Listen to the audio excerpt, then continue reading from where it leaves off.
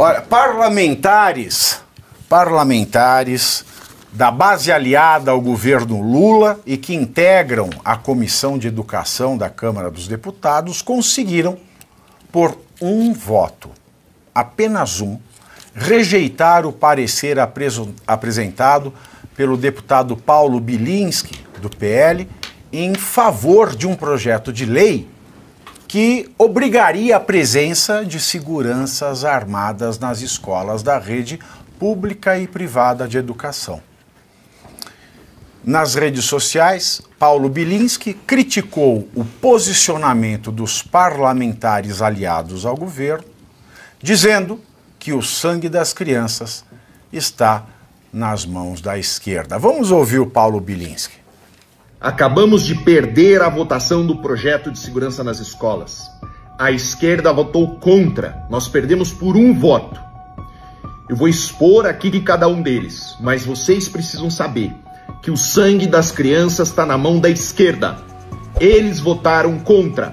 Eles tiraram a chance dos seus filhos de terem segurança armada nas escolas para parar os ataques, para acabar com o crime.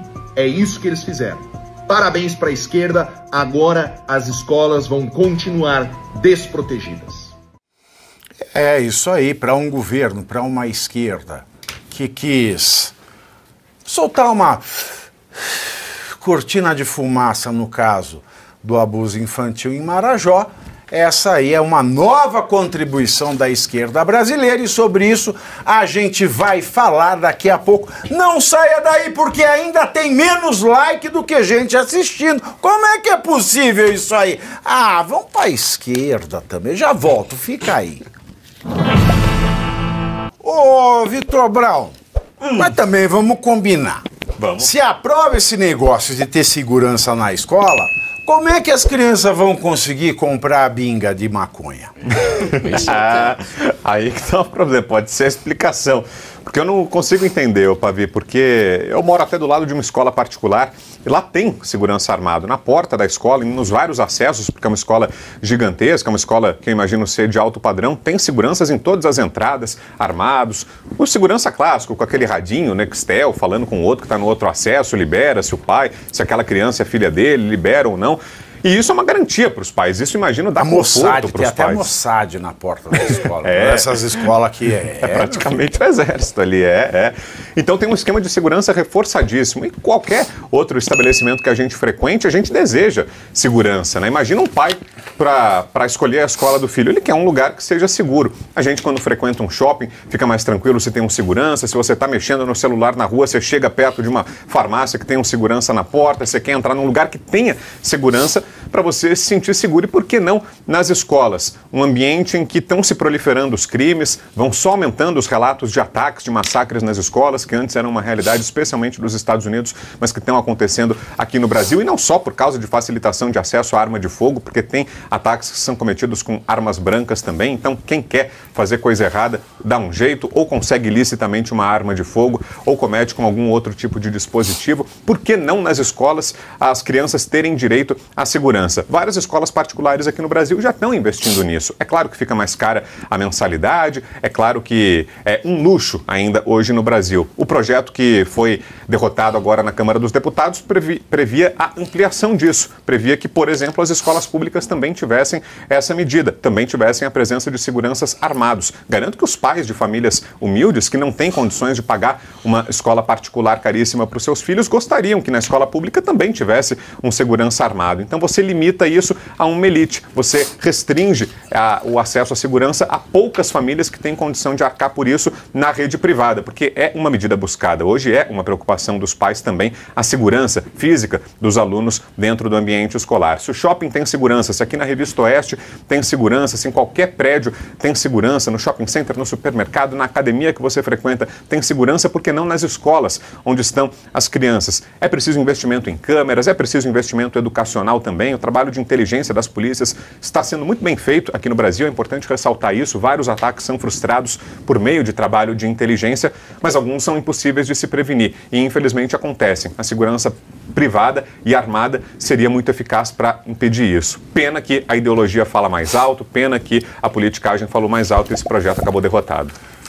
Olha, Geisiane, eu lembro que quando teve o último episódio de morte em escola, o ministro da Justiça era o Fla-Fla, para os íntimos, Flávio Dino. O presidente era o Lula. E ele falou que ele ia, naquele dia, disponibilizar uma verba do Fundo Nacional de não sei o que, de Segurança Pública, para que as escolas tivessem policiamento. Ele falou. Aí você pegava e dividia pelo número de escolas do Brasil, só as públicas, então descartando as particulares, não dava para você colocar metade de um guarda por dia inteiro numa escola. Aquela coisa sensacional. E aí? Não vai contra aquilo que foi prometido? Ah, mas quem prometeu foi o Lula? Olha, eu ia falar exatamente do Flávio Dino, muito bem lembrado. Mentira, mentira. Muito bem lembrado desse mentira, fato. Você está colando, você está colando. As nossas mentes estão trabalhando juntas, unidas. É capaz de ser um ato antidemocrático também isso. Mas veja só, olha que interessante essa pauta pra gente. A gente sabe que a esquerda o tempo todo tem dentro do seu vocabulário a educação. Então, o Lula, a gente falou essa semana passada, que ele vai fazer mais pela educação. O tempo todo esse homem está falando de educação, educação, educação. É uma palavra que não sai da boca dele, não sai da boca do petista e não sai da boca da esquerda. O tempo inteiro eles estão batendo nessa tecla da educação. E aí, quando a gente tem um projeto que vai efetivamente ter uma ação de proteção a essas crianças, né? Porque se por um acaso acontecer algum tipo de ataque, você tem ali alguém para que não aconteça uma tragédia com crianças, como já aconteceu aqui ano passado no nosso país, e aí simplesmente a esquerda vota contra. É importante a gente lembrar à nossa audiência que o Paulo Bilischi, ele era delegado, então assim, ele não é um homem que não entende da área de segurança pública. Ele é o cara, ele pratica tiro esportivo e tal, então assim, ele tem um vasto arcabouço teórico, ou seja, ele tem um vasto conhecimento no que diz respeito à segurança pública, a segurança de maneira geral. Não é um cara qualquer sem nenhum tipo de especificidade técnica no cargo, tipo o Haddad é no nosso ministro da Fazenda. Não é disso que nós estamos falando. Nós estamos falando de um cara técnico que entende do que está sendo dito ali, sendo proposto. Então, assim, a primeira coisa por que raios a esquerda está se contrapondo a um projeto de segurança para as crianças? E aí, já caminhando aqui para o final do meu comentário, acho importante a gente lembrar para a nossa audiência o seguinte. Quando aconteceu um ataque numa escola, agora eu não lembro exatamente, mas foi lá no sul do país, não sei se foi em Santa Catarina, agora a minha memória falha, e o Flávio Dino era o ministro da Justiça na época, e ele fez uma associação com o assassino da escola com o 8 de janeiro. Tá? Na época estava aquele burburinho a respeito da PL da censura nas redes sociais. Então ele fez essa associação e ele falou com todas as letras, tá? Que é a mesma matriz de pensamento, por exemplo, ele chamou de assassino de crianças e que são a mesma matriz de pensamento. Que mesma matriz de pensamento? Que une os manifestantes do dia 8, e a gente sabe que tem muita coisa para falar do dia 8, não vou me alongar aqui, mas ele fez essa associação, né? Ele equiparou pessoas manifestando em prol de liberdade, em prol de não ter uma pessoa descondenada na cadeira da presidência, com um cara que friamente assassina crianças. Então vejam só vocês como a canalice da esquerda é muito grande quando ela precisa usar as crianças como vítima. Quando nós precisamos de fato defender as crianças porque elas são de fato ali frágeis e precisam de defesa, aí eles se opõem. Então assim, é sempre só da boca para fora. Na hora da prática, nunca é efetivamente aquela ação para quem ele diz que defende. Se você fala alguma coisa, tem hoje o Gabinete do Inferno, que foi criado pelo Lula, né, no primeiro dia de governo, que é a Procuradoria Nacional da Defesa da Democracia, que ele deu lá para o Jorge Imbecias, que é o AGU, que é advogado-geral da União, mas ele combina muito mais com a rima do AGU, né, o cargo de processar pessoas que criticam o governo. Isso no Conselho de Europa tem uma diretiva nova desse semestre que passou, que chama isso, a sigla inglesa, de SLAPP, SLAAP, que é Strategic Lawsuit Against SLAP com 2 P's, aliás. Strategic Lawsuit Against Public Participation. São ações judiciais estratégicas contra a crítica pública. E o Brasil, ele institucionalizou aquilo que o Conselho de Europa chama de movimento ditatorial. Todo mundo que critica é processado. Eu, pelo menos, esse inferno aqui, desse imbecil do Bessias, me processa, pede 300 mil, porque eu atingi a moral do governo. Ele me pede 300 mil, né? Imagina. Logo eu, né, a esquerda disfarçada, cobrado. Agente infiltrado, é um agente infiltrado. Eu tô surfando a onda dos desgraçados, só se for. Porque, olha, eu vou falar. Aí tem essa AGU que o negócio das crianças do Marajó, do abuso infantil. O que o Silvio Almeida fez? Silvio Almeida peida. Silvio Almeida, ele acionou a AGU para ir atrás de quem estava fazendo denúncia, ao invés de averiguar o abuso infantil. Aí no Rio Grande do Sul foi a mesma coisa. Começou aquele negócio, mostrar que os civis estavam ajudando os civis, a AGU foi acionada.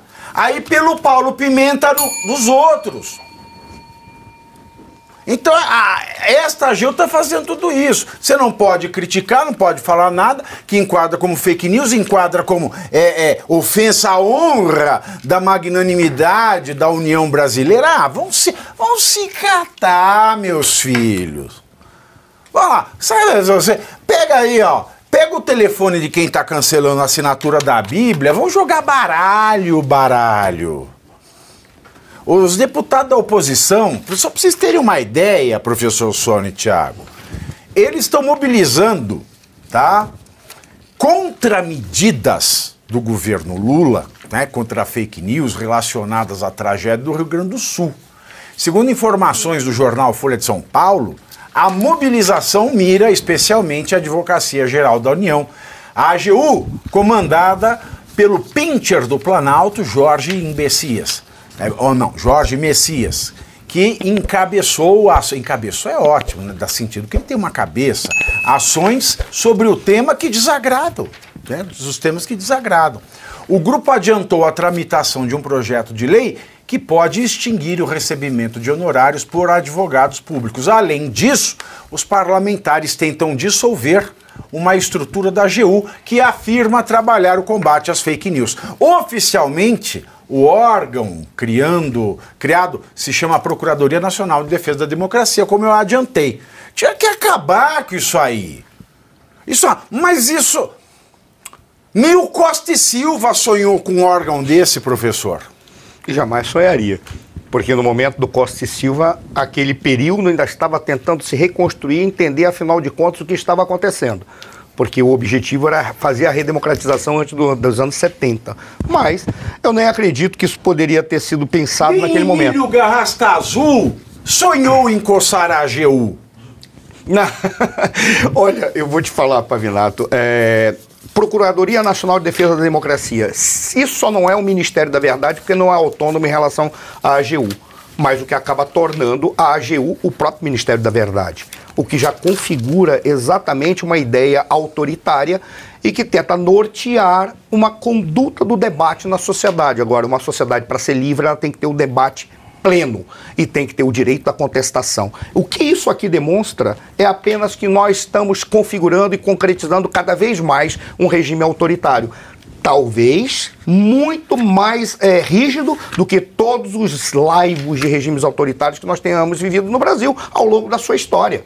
O que vai ser configurado aqui é insuportável. Mas quando a gente olha e vê assim, a oposição, parabéns, oposição, tem que ser proativo. Não é possível que a oposição não trabalhe vendo aqueles pontos estruturais que realmente articulam todas as ações do governo contra a democracia. E detalhe, como eles se dizem defensores da democracia, mas dificilmente eles falam de Estado democrático de direito. Porque o argumento deles é, em defesa da democracia, eu vou acabar com o direito de expressão, o direito de associação, o direito de reunião, o direito de ir e vir, vou acabar com todos os direitos. Em defesa da vida, eu vou matar todos vocês. É quase isso. Olha, eu vou fazer uma comparação histórica, pode parecer uma brincadeira. O que eles fazem é quase... Vou falar, já estou ouvindo falar do Drácula, de dente, aquela bobagem toda. Drácula não era aquilo, ele foi um príncipe. Só que ele tinha um rigor que sempre configurava no uso da violência para a solução dos problemas. Um dos problemas que ele resolveu, que os mendigos e os pobres da sua cidade, da cidade que ele era capital do seu principado, chegaram e pediram para que ele resolvesse para sempre todos os problemas que eles tinham, de fome, doenças, o que quer que fosse.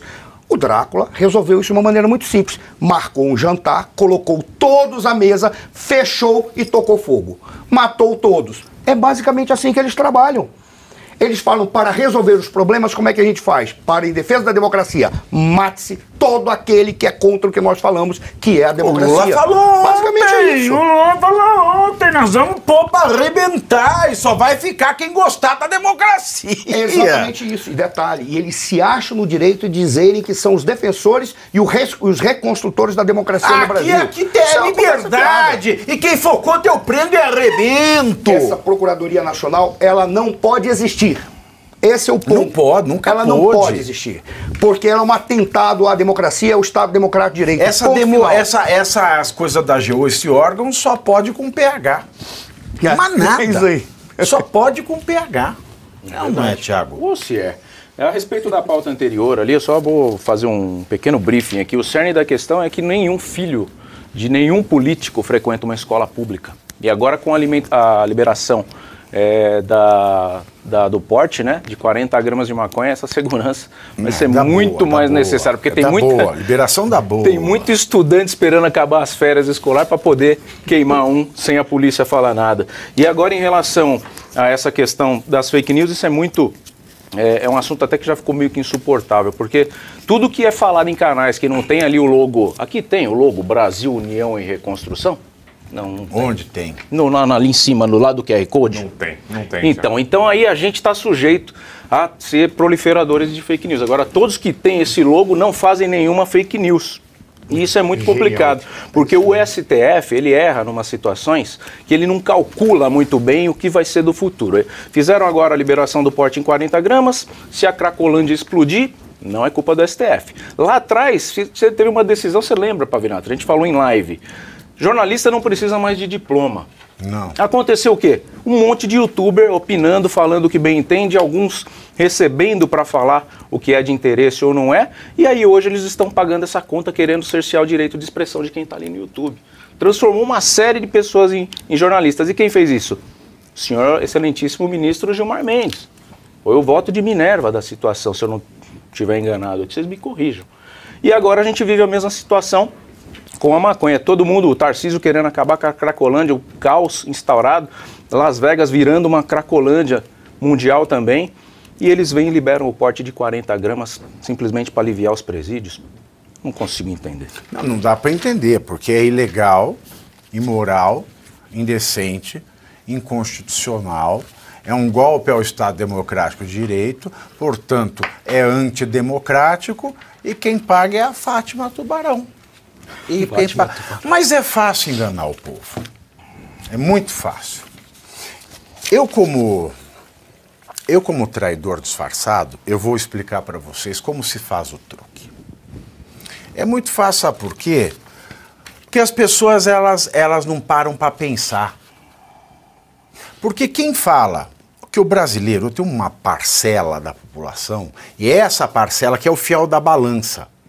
Não é aquele que tem convicções fortes, que para e pensa. Mas tem aquele fiel da balança. É aquele 1 milhão dentre 200 milhões, é aquele 1 milhão que ferra tudo. Que é o pessoal que fala, eu confio, eu não confio. Confiança, anotem no caderninho da vida de vocês, meus amores. Confiança a gente tem quando a gente não sabe. Quando eu falo, eu confio na minha namorada, Eu digo que eu acredito que ela não me trai, porque eu não sou onipotente, onipresente, onissapiente, para saber tudo que ela faz quando eu não estou. Então a confiança é aquilo que se diz quando você não pode saber, porque não tem como saber. Agora, quando você pega e fala, eu não confio no que ele fala, aí a culpa é sua, meu amigo. Aí a desgraça é culpa sua. Porque o que uma pessoa fala, escreve, faz, mostra, volta atrás, você pode conferir. Você pode parar para pensar. Mas daí se você quer ficar no confio ou não confio, a desgraça acontece aí. Estou errado, professor Suano? De forma alguma, raciocínio maravilhoso. Pois é, e deixa eu falar para vocês aqui, ó, dar o nome dos 3 primeiros que assinaram, e foram muitos, dezenas. Boa. Tá? Os 3 primeiros que assinaram a Revista Oeste e ganharam um exemplar autografado, já vou autografar ao final do programa, foram Paulo Rogério Ascar Pereira, foi o primeiro que assinou às 14 horas 13 minutos e 10 segundos. Excelente. O segundo vai para Marcos de Jesus Magalhães, que assinou às 14 horas 13 minutos e 55 segundos. A terceira que assinou foi Priscila Beltrame Formaggio, às 14 horas 14 minutos e 9 segundos. E eu vou dar uma lambujinha. Vou dar um quarto de presente para o primeiro que fez assinatura anual. Tá? Então, como eu estou com um coração bom hoje, o quarto é Lino Tadeu Vidal, que fez a assinatura anual às 14 horas 16 minutos e 10 segundos. Parabéns a vocês. Muito obrigado, Tiago, pela presença. Obrigado, Geisiane. Obrigado, professor Marcelo Suano. Obrigado, Vitor Brown. Sabe por quê? Porque são 16 horas e 2 minutos. Então repita. 16 horas e 2 minutos. Tem tempo para um presentinho? Claro, me dê. Antes de mergulhar nessa loucura da política, lá no YouTube, quem puder seguir lá, Thiago Aqui, Parigiani, com sem H. coleira. Antes de mergulhar nessa loucura, eu fiz essa biografia que é de um grande atleta brasileiro, Vanderlei Silva, o Mike Tyson brasileiro, para quem conhece bem. MMA. E tá lá disponível na Amazon as últimas unidades. Quem puder, edição de colecionador. Então está aqui. Aproveite, E eu esse vou é lhe dar presente de do presente. Pavivi. Eu vou lhe dar de presente esse meu aqui também. Obrigado a vocês. Eu fiquei muito feliz depois que eu fiz a conta hoje e notei que os coléricos, e notei que os estridentes, os histriônicos, os sem Cristo no coração, os que cancelam Bíblia, na nossa audiência, são apenas 0,07%. Nós temos 99,93% de pessoas de bem. Muito obrigado. A maioria é silenciosa, né, Pavivi? Não é, Isso que exatamente. é importante. A maioria é silenciosa. Costuma ser assim, né? É sempre assim. É sempre assim. E isso é cristão também. Não alardear. Muito obrigado. Fiquem com Deus e vejo vocês amanhã, ao vivo, aqui no canal da Revista Oeste, às 14 horas.